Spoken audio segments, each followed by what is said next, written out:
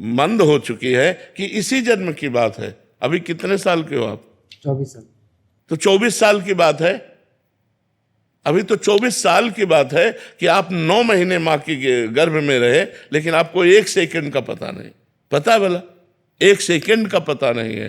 तो अब पीछे जन्मों की तो बात हमें कैसे याद रहेगी जब इसी जन्म की याद नहीं कि हम माँ के गर्भ में कैसे कष्ट सहा, कैसे महान दुख में रहे, हमें वो पता नहीं है। हम नाम जप करें और आगे को सुधारें, पीछे जो बिगड़ गया है वो ठीक हो जाएगा। नाम जप कीजिए। कोमल जी जयपुर से। श्री हरिवंश महाराज जी हमें बहुत आत्मग्लानि होती है, जिसके कारण यदि हम सही भी होते हैं तो अपना आत्मविश्वास खो बैठते हैं। ऐसी परिस्थिति में आत्मविश्वास कैसे बनाए रखें महाराज जी? सत्संग सुनिए, सत्संग सुनिए जिससे ज्ञान प्राप्त हो। अज्ञान के कारण गलत काम भी हो जाते हैं और अज्ञान के कारण सत्य वस्तु का ज्ञान न होने पर हमें संशय बना रहता है। तो यदि हम शास्त्र स्वाध्याय करें और सत्संग करें तो हमें ज्ञान प्राप्त हो जाए, तो असत आचरण भी ना हो और असत संकल्प भी ना बने, सही पे आनंद का अनुभव हो, गलत में प्रायश्चित हो, हृदय जले, तो हम सही हो जाएंगे। हमें सत्संग की अत्यंत आवश्यकता है। 2 प्रकार से सत्संग होता है, एक साधु के मिलने पर सत्संग होता है और एक शास्त्रों से सत्संग होता है। गीता प्रेस की बहुत छोटी छोटी पुस्तिकाएं हैं, उनको खरीद लीजिए, उनको पढ़िए जिससे आपका ज्ञान प्रकाश हो। संतों के वचन सुनिए जिससे आपका ज्ञान प्रकाश हो। उसी ज्ञान से अज्ञान का नाश होता है। अज्ञान का नाश होते ही गलत आचरण बंद हो जाते हैं। जब हृदय पवित्र होता है तो पवित्र हृदय में विश्वास होता है। विश्वास बहुत बड़ी चीज है। बिन विश्वास भगति नहीं, ते बिन द्रवहि न राम, राम कृपा बिन सपन्यु, जीव न लह विश्राम। जीव न लह विश्राम, जीव को जो आनंद और विश्राम मिलता है वो भगवान की कृपा से मिलता है, और भगवान की कृपा भक्ति से मिलती है, और भक्ति विश्वास से होती है, और विश्वास संत वचनों और शास्त्रों के श्रवण पठन से जागृत होता है। डॉक्टर प्रियंका जी। श्री हरिवंश महाराज जी आप कह रहे हैं कि आप एक डॉक्टर हैं और जब भी हमसे कोई गलती हो जाती है जो हम करना नहीं चाहते, मतलब उद्देश्य नहीं था, बट उसकी जिम्मेदारी जो मरीज है उसके परिवार वाले हम पे डाल देते हैं, ऐसे में क्या हमें पाप लगेगा? पाप लगेगा क्योंकि आप पे है। मरीज का पूरा जीवन आपको समर्पित होता है। जब आप ऑपरेशन थिएटर पर ले जाते हैं तो सिर्फ आप उसके जिम्मेवार होते हैं। उसके न परिवार का कोई होता है, न उसका कोई प्रिय संबंधी होता है। आप ही उसके माता पिता, भगवान, प्रिय संबंधी, सब कुछ आप है। तो आपकी पूरी जिम्मेवारी होती है कि आपसे कोई प्रमाद ना होने पावे, कोई गलती ना होने पावे, और फिर नहीं बचता है तो फिर आपका उसमें कोई दोष नहीं है, क्योंकि आप कोई भगवान नहीं हो कि आप उसको बचा लेंगे। आपका प्रयास पूरा होना चाहिए। उस प्रयास में अगर प्रमाद है तो आप अपराधी हैं, यहां ना सही तो भगवान के दरबार में अपराधी हैं, क्योंकि वो मरीज का पूरा जीवन आपके हाथ में होता है। आप चाहे जहां काटे, आप चाहे जहां जो जैसा व्यवहार करे, वो तो बेहोश आपके थिएटर में केवल आपके ऊपर समर्पित है। अब आपका वहां भगवान का सीसी कैमरा लगा हुआ है, वो देख रहे हैं। यदि आप ईमानदारी से मरीज के साथ बर्ताव करते हैं, अपने जितना ज्ञान भगवान ने आपको दिया है, और इसके बाद असफल हो जाता है, तो ये उसका प्रारब्ध है, आपका पाप नहीं है। यदि आप प्रमादवश कोई असफलता करते हैं तो उसकी जिम्मेवारी आपकी है, ये आप देख लीजिए। ललित मोहन शर्मा जी लखनऊ से। राधे राधे महाराज जी भगवान ने मेरा जन्म किस लिए किया है? कि अब आगे जन्म ना हो, इसके लिए क्या करें? इस मनुष्य जन्म दिया है साधन धाम मोक्ष कर द्वारा, और पाई न जे परलोक सम्हारा, सो परत्र दुख पावई, सिर धुनि धुनि पछताए, काले ही कर्मे ईश्वरे मिथ्या दोष लगाए। बहुत बढ़िया अवसर दिया है। खूब राधा राधा जप करके अपना कल्याण कर लो, अपना मंगल कर लो। अगर मनुष्य जन्म प्राप्त करके केवल लड़का बच्चा परिवार मोह ममता इसी में समय व्यतीत कर दिया, तो फिर आए हम मनुष्य जन्म में है साधन धाम, साधना करने के लिए, मोक्ष प्राप्ति के लिए, भगवत प्राप्ति के लिए हमें मनुष्य जन्म मिला है। यदि हम नाम जप करें, अच्छे आचरण करें, परिवार समाज की सेवा करें, तो हम मुक्त हो जाए। अगर हम भोगों में रत रहेंगे, भगवान को भूल गए, तो यहाँ कुछ साथ जाने वाला नहीं। न बैंक बैलेंस, न तुम्हारा शरीर, न तुम्हारा घर, न तुम्हारे रिश्ते नाते, सब यहीं पड़े रह जाएंगे। इसलिए भाई हमारा जन्म हुआ है भगवत प्राप्ति के लिए। मनुष्य नर्तन कर फल विषय न भाई, भजिए राम सब काम बिहाई। समस्त कामनाओं का त्याग करके भगवान का निरंतर भजन होता रहे, इसीलिए हमें मनुष्य जन्म मिला है। नविता जी। राधे राधे महाराज। राधे राधे महाराज जी। महाराज जी, मन की अवस्था है कि किसी भी को देखकर मन में कुछ भी भाव आ जाता है, या कभी जजमेंट से आ जाती है कि मतलब जैसे घर में बच्चे हैं, अगर दुर्व्यवहार कर रहे हैं तो क्रोध आ जाता है और सोचा और बोला जाता है जो मन अंदर चल रहा हो। तो महाराज जी, ऐसे में एक कर्म बन जाता है क्या? हाँ, क्यों नहीं, कर्म क्यों नहीं बन जाता है। अब यदि हमारा कटु व्यवहार है बच्चों के प्रति, एक मर्यादा है, माता पिता और गुरु और शिक्षक ये अपने शिष्य और अपने बच्चों पर दोष दर्शन कर सकते हैं, इनका अधिकार है। गुण और दोष दर्शन करके दोषों के त्याग के लिए उचित दंड का विधान कर सकते हैं। जैसे गुरु है अपने शिष्य पर, माता पिता है अपने बच्चों पर, उनका दोष निवारण करने के लिए दंड विधान कर सकते हैं। इसके अलावा अगर आपने अपना स्वभाव ऐसा बनाया कि हर बार में क्रोध, हर बार में, तो आप अपने स्वभाव के अनुसार कर्म कर रहे हैं, फिर उसका आपको परिणाम भोगना पड़ेगा। हमें क्रोध करने का नाटक करना है, लेकिन थोड़ी ही देर में हमारा हृदय शीतल है, उसको आशीर्वाद दे रहा है, और उसको फिर बुलाकर देखो, समझ रहे हो ना, आज के बाद गलती नहीं, कोई गलती नहीं, चलो आगे चलो। सुधार के लिए माता पिता, गुरु, अध्यापक ये थोड़ा क्रोध का प्रदर्शन करते हैं। क्रोध नहीं होना चाहिए, क्रोध तो पाप का मूल है। अगर क्रोध करेंगे तो बड़े दोष उत्पन्न हो जाएंगे, हिंसात्मक वृत्ति आ जाएगी, कटुवचन निकलेंगे, गाली निकलेगी, सो ठीक नहीं है। महाराज जी, समझ के किया हुआ क्रोध में कोई कर्म नहीं बनता? नहीं, उसमें हम अपने कर्तव्य का पालन कर रहे हैं। जैसे एक बड़ा अधिकारी है और 50 लोग उसके अंडर में है, और उनमें कोई प्रमाद कर रहा, अपने कर्तव्य का पालन नहीं कर रहा, तो उसे क्रोध का नाटक करना पड़ेगा। मतलब वो भय दिखाना कर अपने कार्य को पूरा कराना, ये उसका कर्तव्य, क्योंकि अधिकारी है, ऐसे टीचर है, ऐसे गुरु है, ऐसे माता पिता है। तो हमें अपने कर्तव्य के पालन करने में कोई भी संकोच नहीं होना चाहिए, लेकिन कर्तव्य से विलग फिर नहीं होना चाहिए, कर्तव्य से विलग नहीं होना चाहिए।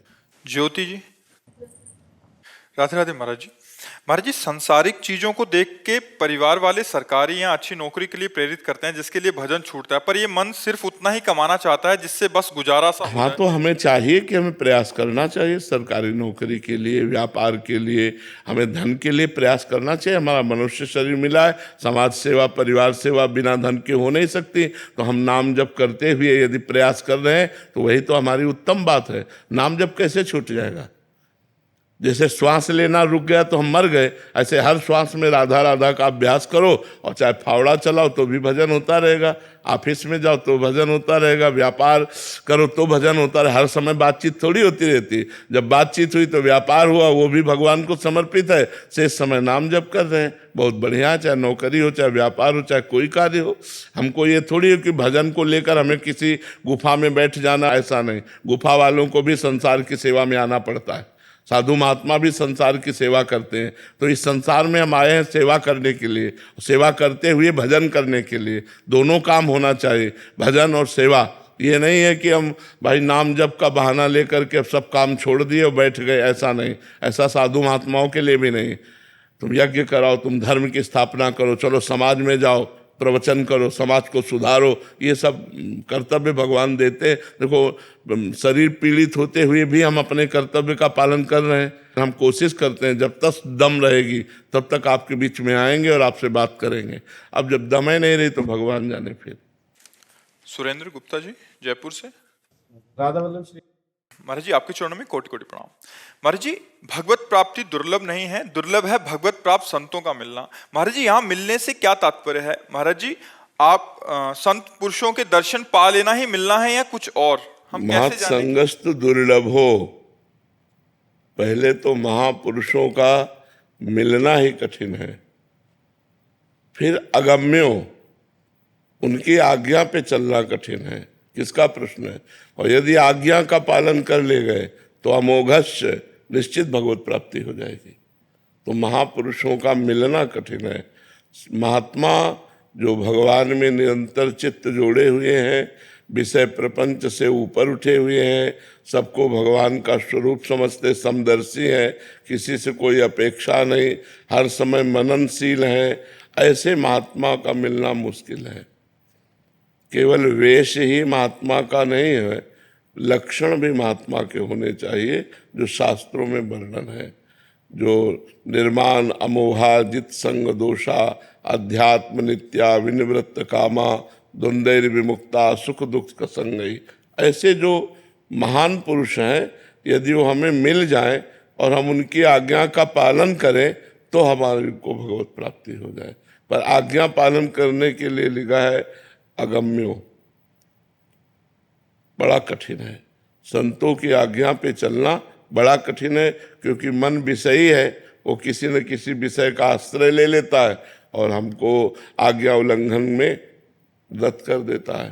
तो इसीलिए हम पूरा लाभ नहीं ले पाते संतों का। तो संतों का जो सानिध्य है उसका तात्पर्य उनकी वाणी के अनुसार चलना, केवल दर्शन कर लेने मात्र से बात नहीं बनेगी, केवल पास बैठ जाने से बात नहीं बनेगी, उनकी आज्ञा का पालन करना होगा। अगर उनकी आज्ञा का पालन नहीं है तो बहुत से ऐसे देखे गए महापुरुषों के पास रहते हुए भी दीपक तले अंधेला पाया गया, उनमें प्रकाश नहीं हुआ और दूर का व्यक्ति लाभ ले गया।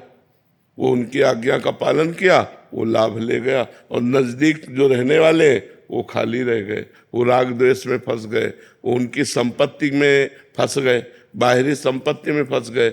और जो कोई चतुर सुजान हुआ तो उनकी आज्ञा का पालन करके उनकी आंतरिक संपत्ति ले गया। संतों में दो संपत्ति होती है, एक प्राकृतिक मायाकृत और एक अप्राकृतिक भागवतिक। भागवतिक संपत्ति के तो कोई विशेष अधिकारी होते हैं, उसी को भगवत प्राप्ति कहते हैं। तो संतों की आज्ञा का पालन करना, उनका संग निर्वाह कर लेना बड़ा कठिन है। यदि निर्वाह कर ले गए तो भगवत प्राप्ति पक्की है। अमोघश्च मात संगस्त दुर्लभो, लेकिन लिखा है अगम्यो, फिर लिखा है अमोघश्च। अगर आप उनकी आज्ञा का पालन कर ले गए तो अमोघश्च, निश्चित भगवत प्राप्ति हो जाएगी। सुधीर कसाना। राधा वल्लभ श्री हरिवंश। राधे राधे महाराज जी। महाराज जी, नाम या मंत्र जपते समय अगर मन लगे या ना लगे जपते रहो, ऐसा आपने बोला, उसका फल अवश्य मिलेगा। परंतु महाराज जी, आपने एक सत्संग में ये भी बोला कि खास बात चिंतन है, अगर तुम मन से सही चिंतन नहीं करोगे तो उसका फल नहीं मिलेगा। महाराज जी, कक्षा 1 और कक्षा 10 अंतराय है ना। तो प्रारंभिक ये भजन है कि मन लगे ना लगे, चिंतन बने ना बने, हमारे मुख से राधा राधा निकल रहा है, करते रहो। फिर बात आई, अब क्लास बढ़ाना है कि केवल राधा राधा कह रहे हो, चिंतन तुम्हारा संसार का हो रहा है, अब समेटो, चिंतन भी राधा नाम में लगाओ। फिर खुद इतने राधा नाम में डूब जाओ कि खुद की शुद्ध न रह जाए। तो एक क्लास बाय क्लास है। प्रारंभिक क्लास में अगर ये शर्त रख दी जाए कि मन जाए ही ना तभी भजन माना जाएगा, तो कोई भजन न कर पावे। भजन प्रारंभिक सबका ऐसा होता है कि हम भजन करना चाहते हैं पर हमारा मन विषयों में जा रहा है। बार बार अभ्यास करते हुए हम धीरे धीरे मन को कवर कर पा रहे हैं, धीरे धीरे भजन में ला रहे हैं, धीरे धीरे उसको अपने में लगा पा रहे हैं, और काफ़ी कालांतर में फिर मन लगने लगता है तो ये चिंतन करने लगता है। फिर बाहरी जो क्रियाएं हो रही हैं और अंदर जो चिंतन हो रहा है वो एक हो रहा है, राधा राधा। तो मन भी राधा राधा बोल रहा है, श्रवणेंद्री सुन रही है, नेत्रेंद्री ध्यान के द्वारा देख रही है, और अंदर से स्वयं से राधा राधा राधा चल रहा है।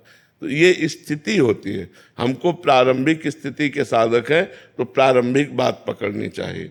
जैसे संतों ने कहा, माला तो कर में फिरे, जिह्वा फिरे मुख माए, मन तो चौदिस फिरे, ये तो सुमिरन नाय। माला हाथ में चल रहा है और जबान से राधा राधा कह रहे हो और मन संसार का चिंतन कर रहा है, बोले ये तो सुमिरन नहीं हुआ। तो ये किस कोटि का सुमिरन है? ये सिद्ध कोटि का सुमिरन है। अगर साधक इस बात को पकड़ेगा तब तो भजन ही नहीं हो पाएगा। साधक का भजन होता है, थोड़ा मन भगवान में लगा, थोड़ा संसार में लगा, फिर भगवान में लगा, फिर संसार में लगा। ऐसे बहुत काल तक जब अभ्यास किया तो धीरे धीरे उसे अधिक समय भगवान में लगा पाए, फिर पूरा समय भगवान में लग जाता है, तो वही सिद्ध हो जाता है। तो इसलिए हमको साधक बन के चलना चाहिए। रजत मिश्रा जी भोपाल से। गोपाल राधे राधे श्री हरिवंश। राधे राधे महाराज जी। महाराज जी, क्या हमारे जीवन में आगे बढ़ने के लिए पुराने सारे प्रारब्धों का नष्ट होना जरूरी है, और क्या बिना उसके नष्ट हुए हम जीवन में आगे नहीं बढ़ सकते? हाँ, अगर अशुभ प्रारब्ध हैं तो बाधा तो पहुंचाएंगे ही। उनका कार्य ही है आपको असफल करना, उनका कार्य है आपको विपत्ति में फंसाना, आपको दुख देना।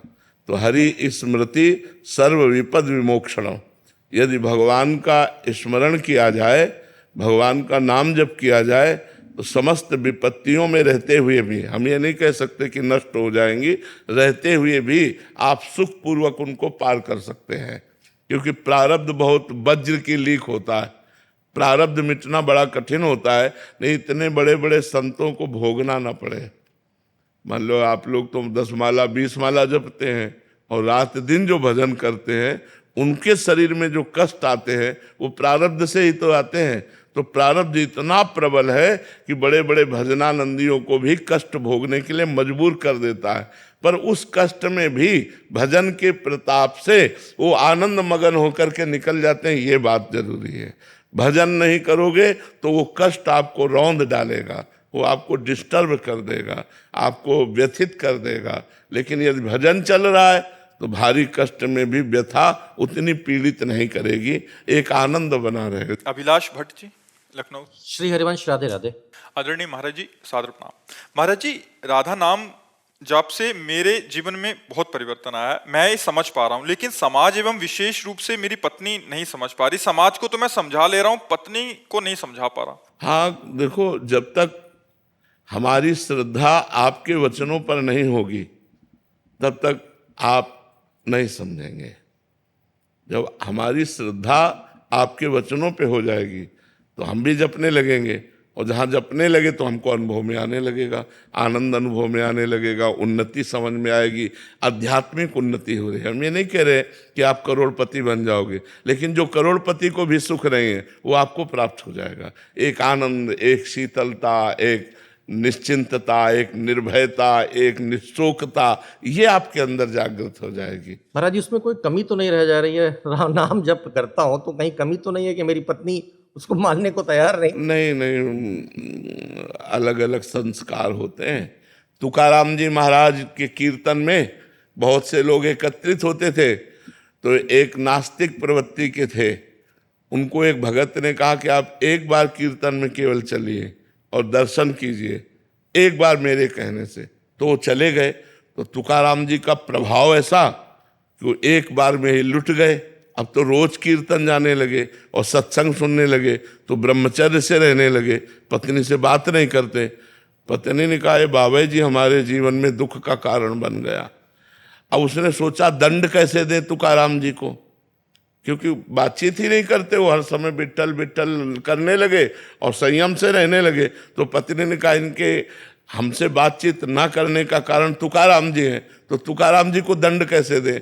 तो पत्नी ने अपने पति से कहा, तुम्हारा तो उद्धार हो गया, क्योंकि तुम इतने बड़े संत से जुड़े, हमारा उद्धार कैसे होगा? एक बार घर लाओ, हम बनाएं पवाएं, उनका चरण धोएं। तो उनको बड़ा आनंद आया कि यार ये नास्तिक प्रवृत्ति की बदल गई। अब वो जो ही लिवाने गए सो उसने 10 लीटर पानी एक बड़े भगोने में आग में रख दिया।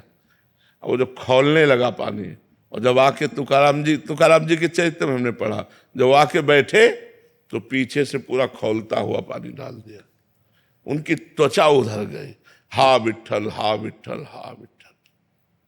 तो ऐसा जरूरी नहीं है कि पति पत्नी का एक ही भाव हो, ऐसा जरूरी नहीं है। हो सकता है पति नास्तिक हो, पत्नी भक्त हो सकता है पति भक्त हो, पत्नी नास्तिक हो, तो अलग अलग भाव होते हैं। अब हो धार्मिक तो है वो, लेकिन वो काउंटर जब करने पे कह रहे हैं कि इससे क्या जीवन में परिवर्तन आया, ये बताइए आप जो है। हाँ, अंदर के अनुभव की बात कैसे बतावे, क्या बतावे, लेकिन वो भाग्यशाली है जिसको आप जैसा पति मिला है। वो भले न जपे, लेकिन उसका मंगल तो होगा ही, क्योंकि आप उसके साथी हैं, आप उसके पति हैं, आप उसके ध्यान का विषय हैं, आपसे वो प्रेम करती है, तो उसका मंगल तो हो ही जाएगा, चिंता की बात नहीं है। प्रोफेसर सुजीत कुमार ठाकुर जी। राधा वल्लभ जैसे। श्री हरिवंश महाराज जी, आपके चरणों में कोटि कोटि प्रणाम। महाराज जी, जैसे सपना टूटते ही प्रातिभाषिक सत्य का मिथ्या होने का अनुभव होता है और व्यवहारिक सत्य का होना का प्रमाण मिलता है, वैसे ही मनुष्य ऐसा क्या करे जिससे उसे परमार्थिक सत्य का अनुभव हो और व्यवहारिक सत्य का मिथ्या होने का देखो, बिना शुद्ध ब्रह्म ज्ञान के ये बात असंभव है। शुद्ध ब्रह्म ज्ञान जब हृदय में जागृत हो जाता है तो ब्रह्म सत्यम जगन मिथ्या ये अनुभव होता है। और जब ये अनुभव के बाद वो ब्रह्माकार वृत्ति करता है तो फिर सर्वम खलमिदम ब्रह्म, फिर सब ब्रह्म ही है, मिथ्या कुछ है नहीं, ब्रह्म के सिवा किंचन मात्र कुछ नहीं। सर्वम खलमिदम ब्रह्म नेना नास्ति किंचन, किंचन मात्र भी ब्रह्म के सिवा कुछ नहीं है। तो हमें चाहिए कि हमें शास्त्र के अनुसार साधना करनी चाहिए।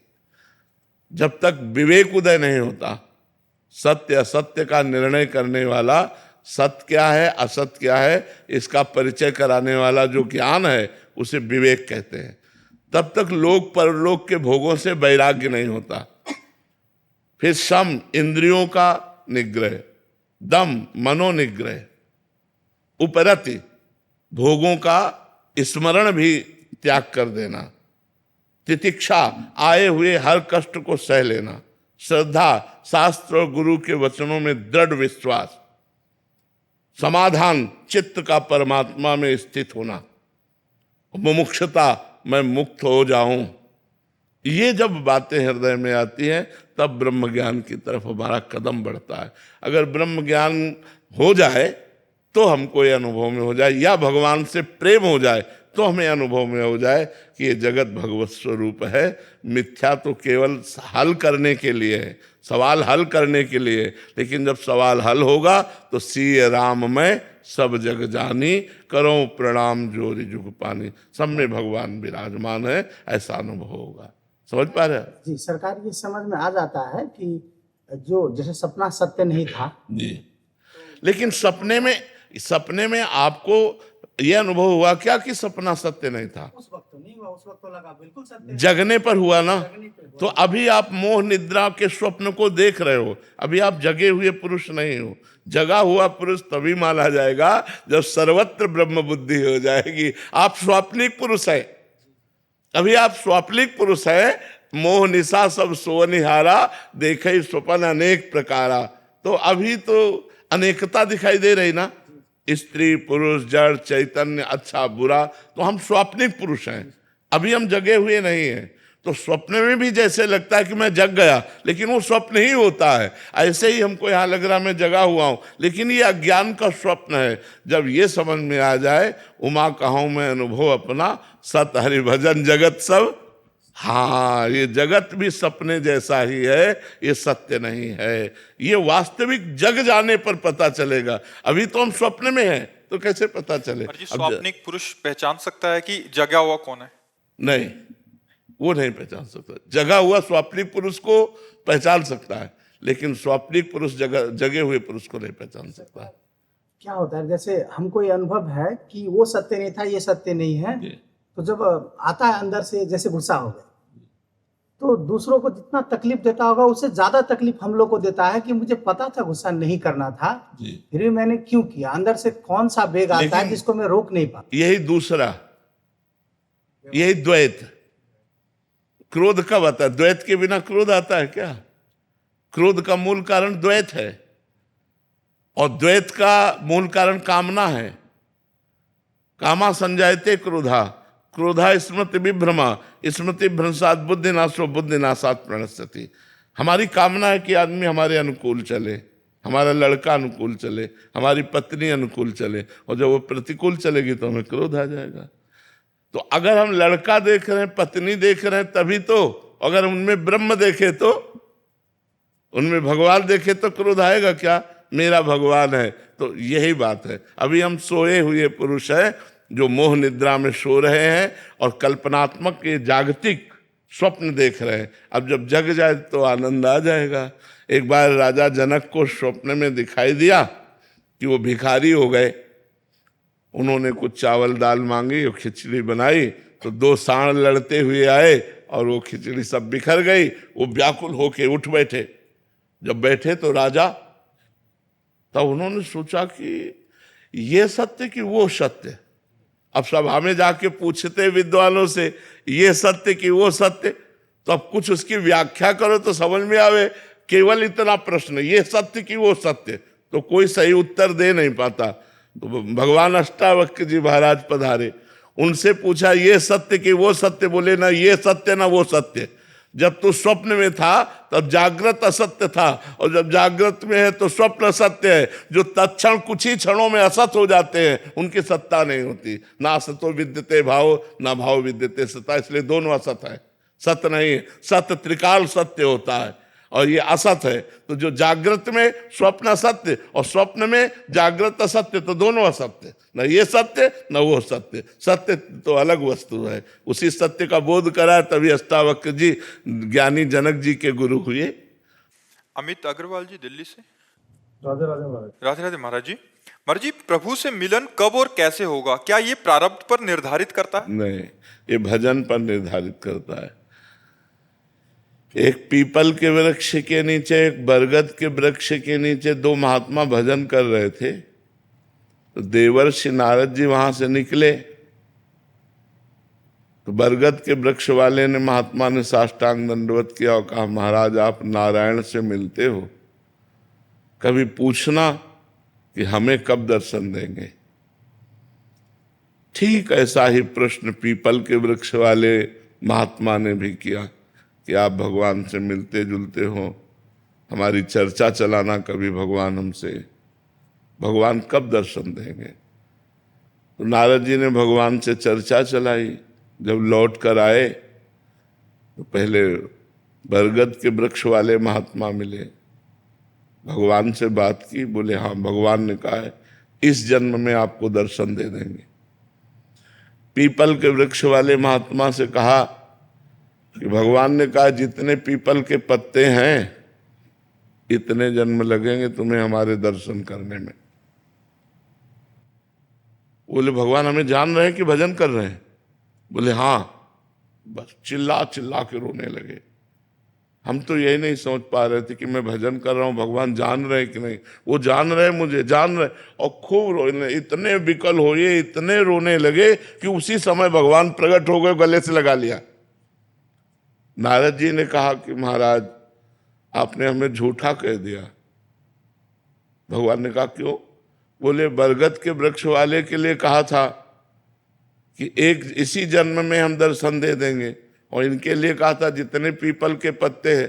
तो बोले इनकी जो भजन शैली थी उसमें उतना ही समय लगता, लेकिन ये विकल हो गए, रुदन से इतने विकल हो गए, और उस विकलता में मुझे पुकारा। यही विकलता मेरे साक्षात दर्शन का हेतु है। रुदु सुस्वरम राजन कृष्ण दर्शन लालसा, तासा महावीर भूत छौरी, इसमें मान मुखाम्बुजा, पीताम्बर धरा सृग्वी, साक्षात मन्मथ मन्मथा। जो भगवान के लिए अंतर से रुदन करने लगता है, जैसे अब प्राण निकल जाए, अगर सांस लेने को न मिले, ऐसी विकलता आ जाए तो उसी समय भगवान दर्शन दे देंगे। अब ये कब आएगी इसका कोई पता नहीं। 10 दिन में भी आ सकती, 10 जन्म में भी नहीं आ सकती। भगवान के लिए मिलन की विकलता हो जाना कि अब प्राण व्याकुल हो गए, दरस बिन दुखन लागे नयन। अब तो चैन नहीं है, नहीं खान पान ते भावे है, नहीं कोमल वसन सुहावे है, सब विषय लगे ते खारा है, हरि आशिक का मग्न्यारा। सब कुछ छूट गया, बस एक लगन रह गई, प्रभु मिलो प्रभु मिलो। मिल जाएंगे प्रभु, लेकिन अभी सब कुछ छूटा नहीं है, और ना प्रभु के लिए इतनी विकलता है, इसलिए खा पी के आराम से सो रहे हैं। नहीं तो नारायण हरि भजन में ये पांचों न सुहात, विषय भोग, निद्रा, हंसी, जगत प्रीति, बहु बात समझ में आ रही? अनंत कुमार साहू जी बेंगलोर से। गुरुदेव, सब में भगवान देखने का क्या अर्थ है? कैसे सब में भगवान देखें? उनके लिए भगवान है सब में, सब में है। जैसे देखो ये काहे से चल रहा है? बिजली से। दिखाई तो नहीं दे रहा कि इसमें बिजली है। ये काहे से चल रहा है? बिजली से। ये काहे से चल रहा है? बिजली से। ये काहे से, ऐसी काहे से चल रही? नाम अलग अलग हैं, क्रियाएं अलग अलग हैं, प्रभाव अलग अलग है, लेकिन बिजली तो एक है ना।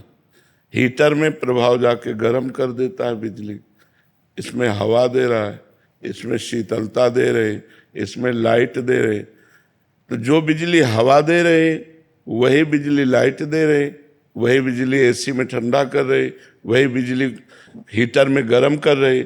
लेकिन बिजली तो एक है ना, तो दुष्ट में भी वही पावर है, संत में भी वही पावर है, जड़ में भी वही पावर है, चैतन्य में भी वही पावर है, स्त्री में भी वही पावर है, पुरुष में भी। इस पावर को बिजली कहते हैं, उस पावर को भगवान कहते हैं। है ना सब में भगवान। वो जब नहीं रहते तो क्रिया शून्य हो जाता है मनुष्य का शरीर और उसे जला दिया जाता है। तो भगवान सब में है, ये पक्की बात है, पर बिना साधना के हमें वो दिखाई नहीं दे सकते। दिखाई देती माया है, मायाकृत पांच भौतिक शरीर, मायाकृत क्रियाएं, मायाकृत स्वभाव, मायाकृत गुण अवगुण, ये सब दिखाई देगा, भगवान नहीं दिखाई देंगे। साधना करोगे तब भगवान कृपा करेंगे।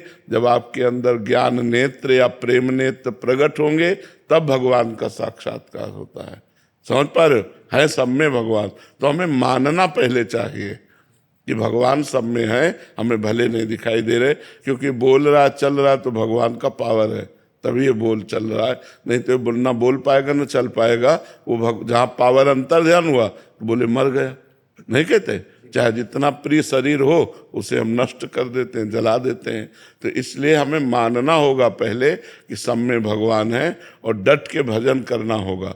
फिर हमें जानना होगा, फिर जानना होगा, और जब जान गए तो जानत तुम्हें तुम्हें हो जाए। वहाँ भगवान है तो आप में भी भगवान है, आप भगवत स्वरूप हो गए। जब ये जान जाओगे सब में भगवान है तो आप भी भगवत स्वरूप हो गए, और आवागमन चक्र जो जन्म मृत्यु का चक्र है इससे आप मुक्त हो गए।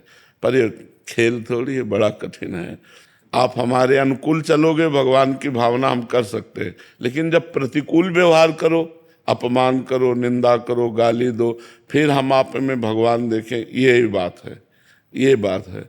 अगर ये देख ले गए तो माया से मुक्त हो गए, पर है कठिन, ये है कठिन बात। एक है यज्ञ कर रहा है, भजन कर रहा है, साधना कर रहा है, तो उसमें भगवान की भावना कर सकते हैं। लेकिन गंदे आचरण कर रहा है, बहुत पाप कर रहा है, हम उसमें कैसे भगवान? उसमें ऐसे भगवान की भावना देख सकते हैं कि क्रिया अलग है लेकिन पावर तो इसमें वही है, पावर तो वही है। जैसे ये क्रिया अलग है, हवा देता है और वो लाइट देती है, तो अगर बिजली प्रकाशमान है तो इससे प्रकाश क्यों नहीं निकल रहा? ये हवा क्यों दे रहा है? तो यंत्र के अनुसार वो प्रभाव उसका अलग अलग है। ऐसे खोपड़ी के अनुसार स्वभाव अलग अलग है, क्रिया अलग अलग है, लेकिन पावर उसमें भगवान है। उस कसाई में भी पावर भगवान का ही है। जो हाथ उठा के गड़ासा चलाता है वो उसी पावर से चलाता है, जो यज्ञ कर रहा है वो उसी पावर से कर रहा है। विद्या विनय संपन्ने ब्राह्मणे गविहस्तनी स्वनीचय सुपाके चा पंडिता समदर्शिना।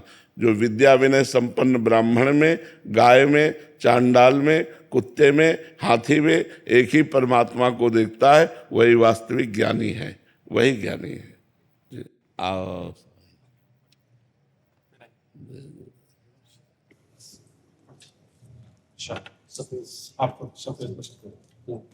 स्वामीनारायण भगवान ने लिखा हुआ ग्रंथ है शिक्षापत्री। जैसे आचार संहिता होती है वैसे खुद स्वामीनारायण भगवान ने किस तरह से संत लोग को, भक्त लोग को रहने का, वो सारे वेद पुराण आदि का सार, 350 शास्त्र का सार करके ये शिक्षापत्री लिखी है। वो संस्कृत, इंग्लिश, हिंदी सभी में उसका ट्रांसलेशन और उसका फोटो भी है कि सबको समझ में आ जाए। उसके ग्रंथ लिखा उसको अब 200 साल पूरे हो रहे हैं। स्वामीनारायण संप्रदाय के हर आश्रित इस ग्रंथ को हर रोज पढ़ते हैं।